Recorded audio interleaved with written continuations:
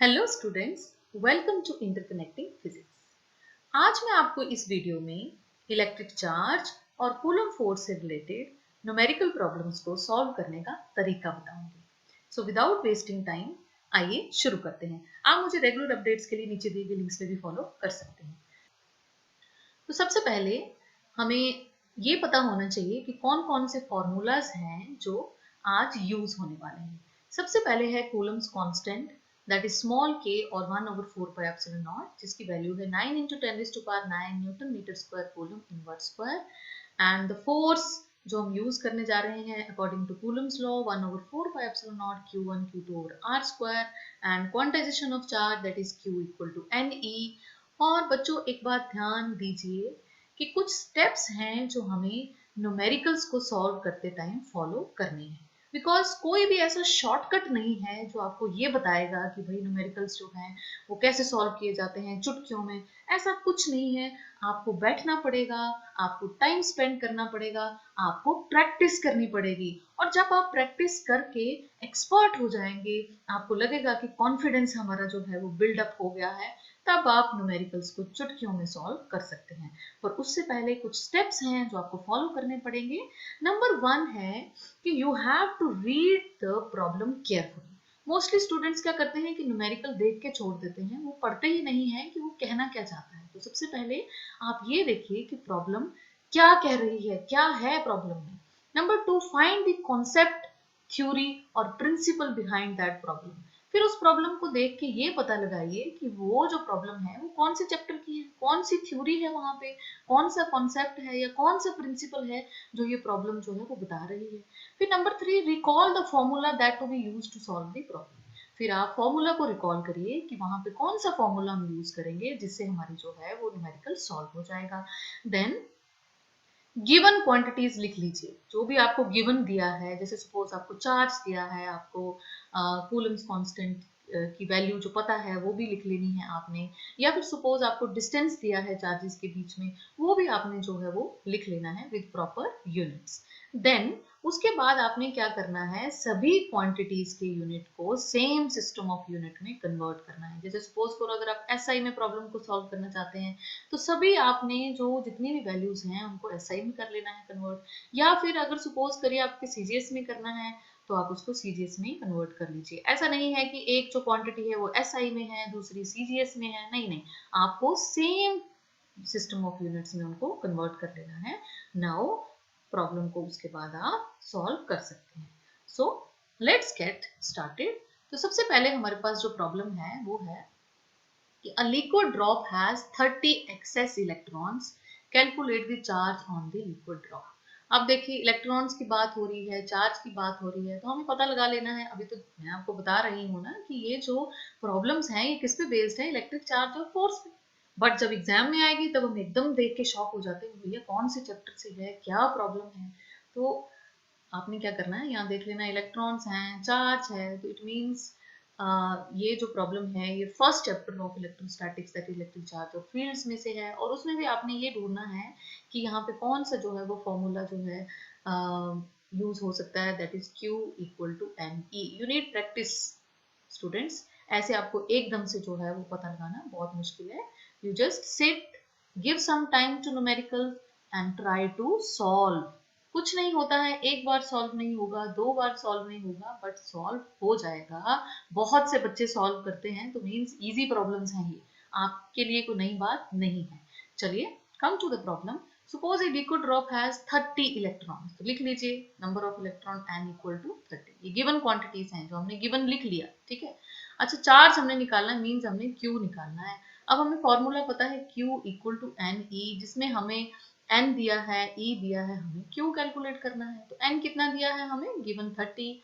और चार्ज हमें पता है on an electron basic elementary charge की वैल्यू होती है -1.6 × 10⁻⁻19 कूलम।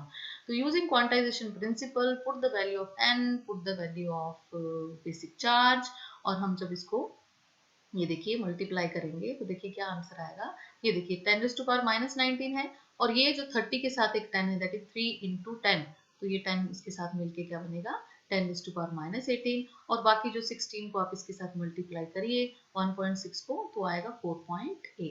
तो ये वाला जो चार्ज है, इतना चार्ज जो है वो बॉडी के ऊपर होगा -4.8 इंटू 10⁻⁻18 कूलम। अब देखिए numerical number 2, can an object have charge 2.8 into 10⁻⁻18 coulomb. अब देखिए numerical 2, can an object have a charge 2.8 into 10⁻⁻18 coulomb. Justify your answer. तो भाई पूछ रहा है कि किसी बॉडी के ऊपर चार्ज इतना हो सकता है, तो देख लेते हैं। यहाँ पे भी हमने क्या फॉर्मूला लगाना है, quantization, Q equal to m e, क्योंकि डायरेक्ट चार्ज की बात हो रही है, कोई फोर्स नहीं है, कुछ नहीं है यहाँ पे, ठीक है। तो हमारे पास क्या दिया है, इसने चार्ज दिया है 2.8 इंटू 10⁻⁻18 कूलम, ठीक है।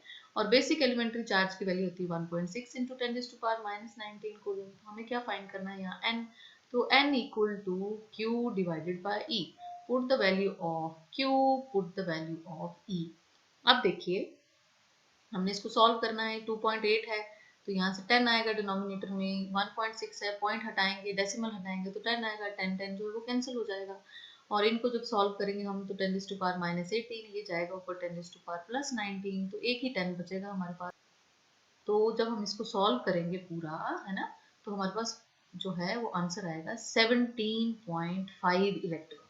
भाई 17.5 इलेक्ट्रॉन, एक इलेक्ट्रॉन सुना है, 2 इलेक्ट्रॉन सुने हैं, 3 सुने हैं, 18 सुने हैं, 17 सुने हैं, पर 17.5 ये तो बहुत मुश्किल है। आधा इलेक्ट्रॉन कब से हो गए, आधा इलेक्ट्रॉन तो नहीं होता है ना। तो मतलब 17.5 इज नॉट इंटीजर। और n क्या है हमें पता है, क्वांटाइजेशन में क्या है, n इज ए इंटीजर, ये इंटीजर नहीं है। तो इट मीन्स एक बॉडी के ऊपर 2.8 इंटू 10⁻⁻18 कूलम चार्ज नहीं हो सकता है, ये पॉसिबल नहीं है। जस्टिफिकेशन में आप लिखेंगे कि n is not integer, n is not an integer, so body cannot have charge 2.8 into 10⁻⁻18 coulomb. चलिए आइए आगे देखते हैं numerical number 3, that is how many electrons form 1 coulomb of charge. मतलब ये पूछ रहा है कि एक कूलम चार्ज में कितने इलेक्ट्रॉन्स होते हैं, कितने इलेक्ट्रॉन्स होते हैं। चलिए देख लेते हैं कितने इलेक्ट्रॉन्स होते हैं।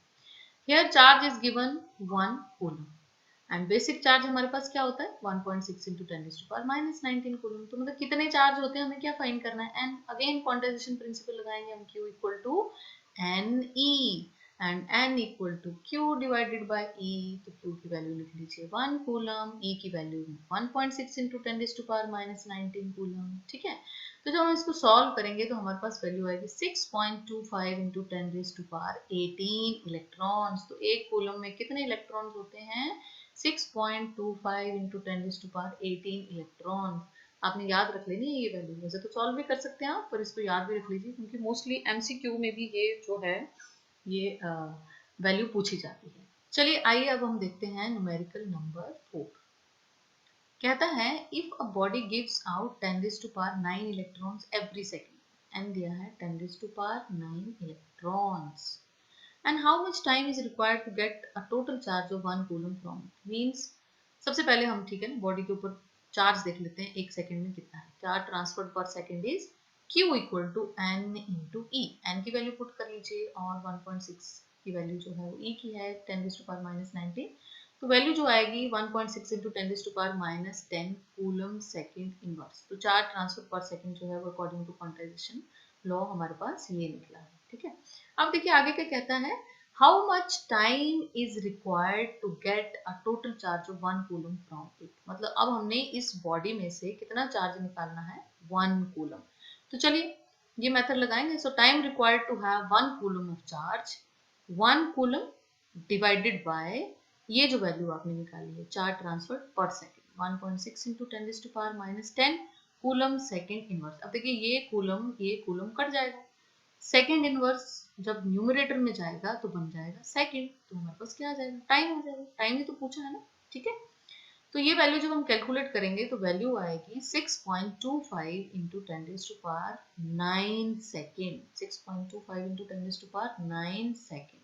ओके अब देखिए, सो 6.25 इंटू 10⁻9 और जो है अब इसको हम ईयर्स में कन्वर्ट करेंगे, ठीक है। पहले तो एक साल में 365 दिन, एक दिन में 24 घंटे, एक घंटे में 3600 सेकंड। तो हमारे पास जो टोटल वैल्यू आई है वो आई है ऑलमोस्ट 198 ईयर्स, 198 साल लगेंगे एक कूलम चार्ज को इस बॉडी में से निकालने में।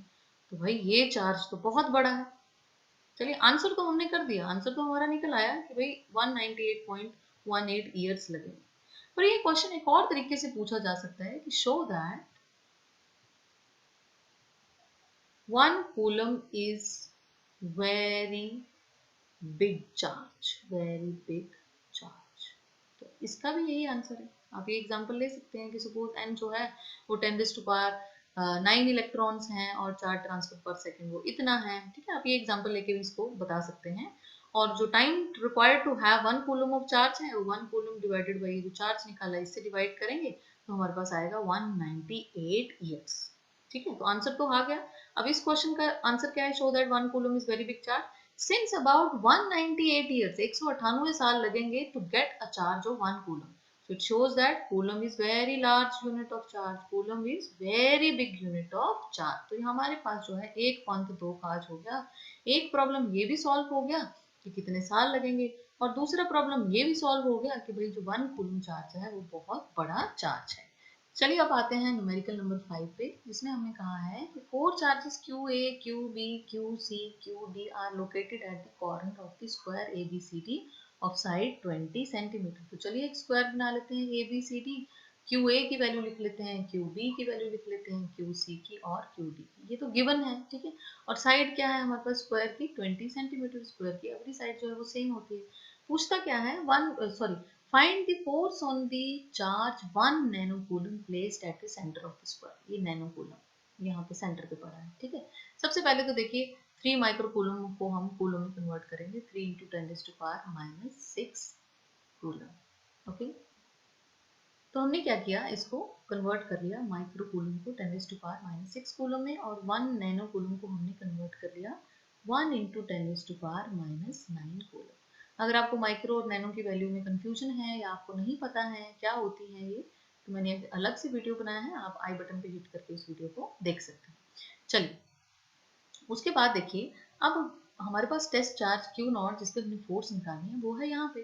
तो उसके लिए हमें क्या करना पड़ेगा, ये डायगोनल पता करना पड़ेगा। तो डायगोनल हम कैसे लगाएंगे? राइट एंगल ट्राइंगल ADC में पाइथागोरस थ्योरम लगाएंगे और हमारे पास आएगा 20² + 20² under root, that is 20 × √2 centimetre.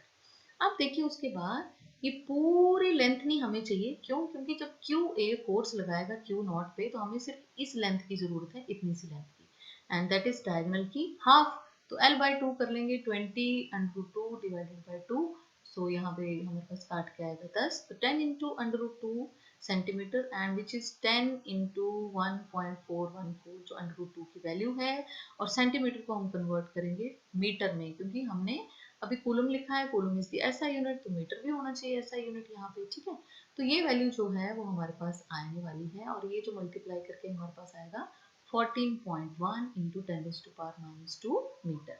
तो चलिए FA is the force on Q0 due to QA, which is 1/4πε0 Q0 QA divided by r²। This is Coulomb's law, you know, है ना। अब देखिए 9 × 10⁻⁹ वैल्यू है 1/4πε0 की, और Q0 की जो वैल्यू है वो है 1 × 10⁻⁻9, एंड QA की 3 × 10⁻⁻6, और R की वैल्यू हमने यहाँ पुट कर दी, इसका स्क्वायर कर दिया, और हमारे पास कैलकुलेट करके वैल्यू आई है 1.36 × 10⁻³ न्यूटन। ठीक है, फोर्स किस में निकलेगी? न्यूटन में, क्योंकि चार्ज जो है वो कूलम में है, डिस्टेंस मीटर में है, सब ऐसा यूनिट है, तो न्यूटन इज द ऐसा यूनिट ऑफ फोर्स। सिमिलरली हम जो है FB निकाल लेंगे, विच इज द फोर्स जो भी किसने लगाई है, QB ने लगाई है, किसके ऊपर? Q0 के ऊपर, which is equal to 1/4πε0 Q0 QB over r²। तो 1/4πε0 की वैल्यू 9 × 10⁻⁹ एंड Q0 की 10⁻⁻9, and QB which is -4 microcoulomb, तो वैल्यू आएगी 4 × 10⁻⁻6। ठीक है, और R की वैल्यू पुट करेंगे तो हमारे पास वैल्यू आएगी 1.81 न्यूटन। सिमिलरली हम FC निकाल लेंगे, FD निकाल लेंगे, और हम जो है वो वैल्यूज जो है वो कैलकुलेट करके ये हमने लिख ली न्यूटन। ठीक है। तो अब देखिए हम डायरेक्शन देखेंगे, ठीक है। अभी हमने डायरेक्शन नहीं देखी, अभी सिर्फ हमने वैल्यूज निकाली। देखिए जो क्यू ए लगा रहा है फोर्स क्यू नॉट पे, उसकी डायरेक्शन है along p c, along p c, क्योंकि ये भी पॉजिटिव और ये जो है ये भी पॉजिटिव है, तो positive positive repel each other, तो अलोंग पी सी, ठीक है। अब जो क्यू बी लगा रहा है क्यू नॉट पे, वो हो गया अट्रैक्टिव, क्योंकि क्यू बी है नेगेटिव और क्यू नॉट है पॉजिटिव, तो it's along b, sorry p b, ये देखिए अट्रैक्शन है दोनों में, ठीक है। अब जो डी लगा रहा है ये भी माइनस है और ये पॉजिटिव है, तो अट्रैक्शन होगी, तो ये देखिए अट्रैक्शन है, ठीक है, अलोंग पी डी। अब देखिए जो क्यू सी लगा रहा है पी पे, मतलब क्यू नॉट पे, ये होगी रिपल्सिव, क्योंकि ये दोनों क्या है पॉजिटिव है, तो देखिए रिपल्शन, ये देखिए एफ सी से बताइए, देखिए एफ ए दूर से दूर जा रही है ये बताइए, एफ सी जो है अवे फ्रॉम पी है ये जा रही है, और जो हमारे पास एफ बी है it is along B, it is toward B means attraction है, F D means it is along D means attraction है। तो हम देख रहे हैं एफ ए और एफ सी, देखिए एफ ए और एफ सी दोनों की वैल्यू क्या आई है सेम, ये देखिए सेम वैल्यू है, ठीक है, और दोनों क्या है अपोजिट हैं, तो इट मीन्स वैल्यूज क्या हो जाएंगी कैंसिल, हो जाएंगी कैंसिल, ठीक है। अब देखिए एफ बी और एफ डी दोनों की वैल्यूज क्या है सेम है और दोनों क्या है अपोजिट है, ये देखिए, तो वैल्यू क्या हो जाएंगी कैंसिल, तो टोटल फोर्स जो क्यू नॉट पे आएगी वो क्या आएगी जीरो, क्या आएगी जीरो, मीन ये जो सिस्टम है ये इक्विलिब्रियम में है और जो क्यू नॉट है वो क्या है विल बी इन इक्विलिब्रियम। तो ये देखिए क्या लिखा है हमने यहाँ पे कि since F A and FC are equal and opposite in direction and FB and FD are again equal and opposite, so the net force at point P on Q naught due to all the charges placed at each corner is zero। तो ये बात आपने हमेशा ही ध्यान रखनी है कि net force on the charge placed at the center of the square is always zero if charges of equal magnitude and same sign are placed at opposite corner of the square। देखिए ना opposite corner q a q c कैसे हैं equal है। अब देखिए यहाँ पे देखिए क्यू डी और क्यू बी अगेन इक्वल है, पर इनका साइन जो है वो क्या है एक दूसरे से क्या है अपोजिट, ये दोनों पॉजिटिव थे ये दोनों क्या थे नेगेटिव थे। तो अगर ऐसी कोई सिचुएशन आपके पास है तो आपको पहले तो इतना कैलकुलेट करने की जरूरत नहीं है। अगर तो क्वेश्चन 1 मार्क का है कि सिर्फ बताइए भैया कितनी फोर्स है, तब तो आपको पता होना चाहिए कि क्या है यहाँ पे, तो भैया इक्वल और अपोजिट बैठे हैं चार्जेस कॉर्नर्स पे, तो फोर्स क्या होगी टोटल जीरो। अगर आपको पूरा लेंथी क्वेश्चन है तो आप सॉल्व करके बता सकते हैं, और कई बार एमसीक्यू में या 1 और 2 मार्क क्वेश्चन में भी आपको पूछा जा सकता है कि अभी किसी स्क्वायर के कॉर्नर्स पे इक्वल मैग्नीट्यूड और सेम साइन के चार्ज पड़े हैं, देखिए इक्वल मैग्नीट्यूड ये देखिए और ये भी इक्वल मैग्नीट्यूड और सेम चार्ज मीन्स, ठीक है। तो अगर ऐसी सिचुएशन है तो वो जो फोर्स होगी क्यू नॉट पे वो क्या होगी जीरो, ठीक है। तो चलिए आगे देखते हैं, आगे है numerical 6, what is the force between two small charged spheres having charges 2 into 10 raised to power minus 7 coulomb and 3 into 10 raised to power minus 7 coulomb placed at 30 centimeter apart in the air। तो देखिए Q1 की value दी है, Q2 की value दी है, R की value दी है, आपको force की वैल्यू निकालनी मीन्स कूलम्स लॉ पे बेस्ड है ये, ठीक है। तो चलिए 1/4 की वैल्यू लिख लेते हैं 9 into 10 raised to power 9, Q1 की वैल्यू लिख लेंगे, दोनों कूलम्स में है, we need not to convert the units, तो ये देखिए ये लिख ली, और जो सेंटीमीटर में था इसको हम कन्वर्ट करेंगे मीटर में बनाएंगे क्योंकि ऐसा ही बनाना है हमें, तो 30 into 10 raised to power minus 2 metre and 0.3 metre, तो ये लिख लिया। और हमारे पास जो वैल्यू आया है that is 6.6 into 10 raised to power minus 3 Newton. और देखिए चार्जेस का जो साइन है वो सेम है, दोनों पॉजिटिव है, तो फोर्स कौन सी होगी रिपल्सिव फोर्स, जिसका मैग्नीट्यूड होगा 6 into 10 raised to power minus 3 Newton. अब देखिए numerical 7, the electrostatic force on a small sphere of charge 0.4 microcoulomb due to another small sphere of charge minus 0.8 microcoulomb is placed in air is 0.2 Newton. तो क्या देखिए Q1 दिया है, Q2 दिया है, force दिया है और क्या पूछा है डिस्टेंस, तो चलिए कूलम्स लॉ लगाते हैं, क्रॉस मल्टीप्लाई करते हैं, 1/4 की वैल्यू पुट करते हैं, ठीक है। अब माइक्रो कूलम है तो इसको कन्वर्ट करेंगे कूलम में, सो 0.4 × 10⁻⁻6 कूलम, इसको भी हम कन्वर्ट करेंगे -0.8 × 10⁻⁻6 कूलम, और पॉइंट न्यूटन जो है वो तो ऐसा यूनिट ही है। तो ये सब जो है जब हम करेंगे तो कितना आएगा, 144 × 10⁻⁻4 मीटर। तो अब निकालेंगे हम r, तो इसका हम अंडर रूट करेंगे, तो 144 का अंडर रूट जो है वो 12 है, 10⁻⁻4 का 10⁻⁻2 है, तो इसको सॉल्व करेंगे तो हमारे पास जो वैल्यू है वो आएगी 0.12 मीटर। तो ये आ गया हमारे पास distance between two charge particles. अब देखिए जो सेकंड पूछ रहा है क्वेश्चन वो ये है कि force on second sphere due to first, की मतलब जो फर्स्ट स्फीयर है ये 4 माइक्रोकूलम, सॉरी 0.4 माइक्रोकूलम, ये 0.8 माइक्रोकूलम पे कितनी फोर्स लगाता है। तो चलिए देखते हैं। Since given spheres have charges of different polarity, देखिए ना डिफरेंट पोलैरिटी है, एक था 0.4 माइक्रोकूलम, दूसरा था -0.8 माइक्रोकूलम। पोलैरिटी समझते हैं ना, प्लस और माइनस है, ये पॉजिटिव है ये नेगेटिव है, तो दोनों स्फीयर क्या करेंगे, अट्रैक्ट करेंगे एक दूसरे को, ठीक है, with the same force that is 0.2 Newton, क्योंकि फोर्स तो हमने निकाल ली ना दोनों के बीच में क्या है, ये देखिए, सॉरी निकाली नहीं, हमें दी हुई है, ये देखिए 0.2 न्यूटन, ठीक है। अब चाहे वो पहला स्फीयर दूसरे पे लगा रहा है या दूसरा पहले पे लगा रहा है, एक ही बात है, ठीक है, क्योंकि न्यूटन थर्ड लॉ ओबे करता है कूलम्स लॉ, ठीक है ना।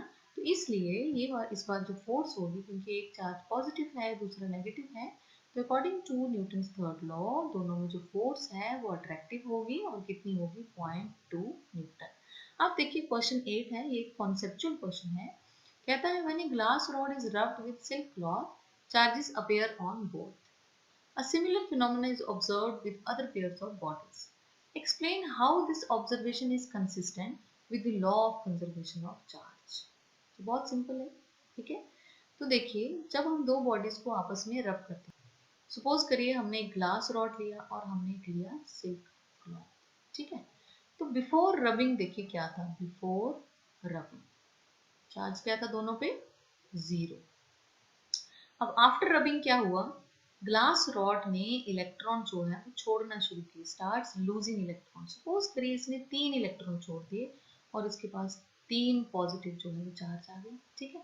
और इसने जो है 3 इलेक्ट्रॉन सिल्क ने गेन कर लिए, तो इसके ऊपर जो है वो 3 यूनिट जो है वो नेगेटिव चार्ज आ गया। तो आफ्टर रबिंग देखिए कितना चार्ज होगा टोटल, +3 और ये -3, तो कैंसिल हो गया, तो चार्ज कितना हो गया, 0, क्योंकि इक्वल था और अपोजिट था। तो इट मीन्स बिफोर रबिंग और आफ्टर रबिंग चार्ज क्या है, 0 है, ठीक है। और कंजर्वेशन प्रिंसिपल क्या कहता है, कंजर्वेशन प्रिंसिपल कहता है कि total charge of the isolated system is always conserved, means before rubbing and after rubbing charge should be equal. तो यहाँ पे इक्वल है, देखिए 0 बिफोर रबिंग, आफ्टर रबिंग भी 0। तो इसलिए हम कह सकते हैं कि this observation is consistent, means a law of conservation of charge को फॉलो कर रही है। अब देखिए क्वेश्चन नंबर 9, ये भी कंसेप्चुअल प्रॉब्लम है। Explain the charge of bodies quantized, ठीक है। तो इसमें हमने क्या लिखना है, हमने क्वांटाइजेशन की जो है वो डेफिनेशन लिखनी है, that is charge on a body is an integral multiple of elementary charge, that is q equal to ne, where n is integer, can be positive or negative, और जो e की value है that is 1.6 into 10⁻⁻19 coulomb, ठीक है। Second कहता है why can one ignore quantization of electric charge when dealing with macroscopic system।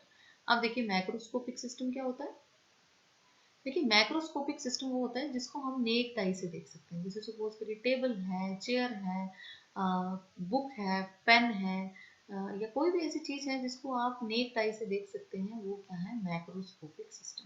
और macroscopic system में होता क्या है कि चार्ज जो है, जो चार्ज है वो कॉन्टिन्यूसली डिस्ट्रीब्यूटेड होता है। कॉन्टिन्यूसली डिस्ट्रीब्यूटेड मतलब इतना टाइटली चार्ज पैक्ड होता है कि हमें उसमें स्पेस दिखता ही नहीं है, और हमें लगता है कि जस्ट एक कॉन्टिन्यूसली डिस्ट्रीब्यूटेड, ऐसे हमें वो सिस्टम दिखाई देता है। अब देखिए ऐसे सिस्टम में आपको पता चलेगा कि कितने चार्ज है हमारे पास, कितने नंबर ऑफ चार्ज है, नहीं पता चलेगा ना। तो जब आपको नंबर ही पता नहीं चलेगा तो यहाँ पे आप क्वांटाइजेशन में n कहाँ से पुट करेंगे।